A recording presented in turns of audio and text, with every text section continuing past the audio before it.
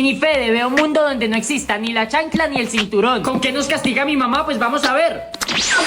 Mini Federico, te dije que tendieras tu cama. Aquí viene. Te voy a dar con esta media. ¿Con una media? Sí, te va a doler. Para que aprendas. Mamá, reprobé 10 materias. Ahora sí te lo ganaste, Mini Federico. Sí, mamá, tráeme el papel higiénico, le voy a dar a tu hermano. ¿El papel higiénico? Sí, ya te dije. Cierto que en este mundo no existe la chancla. Ya te lo traigo, mamá. Por ser mal estudiante. No, mamá, con el papel higiénico no. Mamá, la puerta está abierta y salió corriendo. Tendré que tirarle este plátano.